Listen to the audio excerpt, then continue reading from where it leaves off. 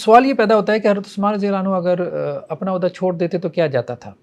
امت میں قتل و غارت نہ ہوتی؟ تو حضرت عثمان رضی اللہ عنہ نے خلافت کا عہدہ کیوں نہیں چھوڑا، وہ اس کے ساتھ مطلب کیوں بندے رہے؟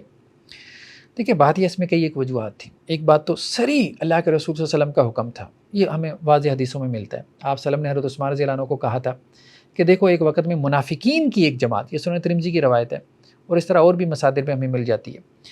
کہ ایک مرتبہ جو ہے وہ منافقین کی جماعت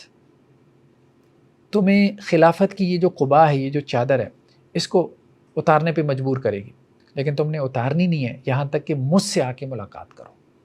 یعنی شہادت کی بھی ایک طرح سے آپ صلی اللہ علیہ وسلم نے جو ہے وہ خبر دے دی تھی۔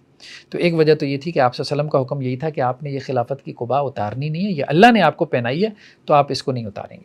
دوسرا یہ ہے کہ آپ کے جو قریبی صحابہ تھے جیسے عبداللہ بن عمر رضی اللہ عنہ، وہ آپ کو یہی مشورہ دیتے تھے۔ حضرت عثمان نے آخر وقت میں ان سے مشورہ کیا کہ میں اگر عہدہ چھوڑ دوں، تو انہوں نے کہا کہ مجھے بتائیں آپ اگر عہدہ چھوڑ دیتے ہیں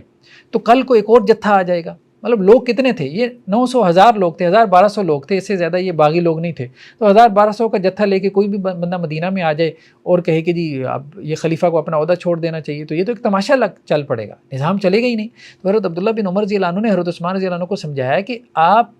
اس بات پہ نہ جائیں کہ آپ نے استعفیٰ دینا، اگر آپ چلے گئے تو نظام سارا گر جائے گا۔ تو حضرت عثمان رضی اللہ عنہ تو آخر وقت تک نظام بچانے کے لیے جو ہے وہ لگے رہے، اپنی جان تک جو ہے وہ قربان کرتی۔ لیکن آج ہمارے ہاں لوگ جو ہے وہ حضرت عثمان رضی اللہ عنہ پہ تان کے دروازے کھولتے ہیں اور بتاتے اس طرح سے ہیں کہ جیسے نظام کو جو ہے وہ غلط رخ پہ ڈالنے پہ معاذ اللہ حضرت عثمان رضی اللہ عنہ کا کوئی حصہ تھا۔ غلط رخ پہ تو لے کے جانے والے دوسرے لوگ تھے، حضرت عثمان تو اس غلط رخ پہ لے جانے والوں کے خلاف آخری دروازہ تھے جس کو لوگوں نے توڑ دیا۔ ایک اور وجہ جو ہے وہ یہ بھی بیان کی جاتی ہے کہ جو باغی تھے نا، وہ بھی کسی بات پہ متفق نہیں تھے کہ کس کو انہوں نے خلیفہ بنانا ہے۔ مطلب حضرت عثمان رضی اللہ عنہ نے اپنا عہدہ چھوڑ دیا، دین اس کے بعد ہاں بھائی کس کو بنانا چاہتے ہو؟ اب اس میں جو مصری تھے وہ کہتے تھے ہم نے حضرت علی کو بنانا ہے۔ 3 شہروں سے لوگ آئے تھے نا، مصر سے،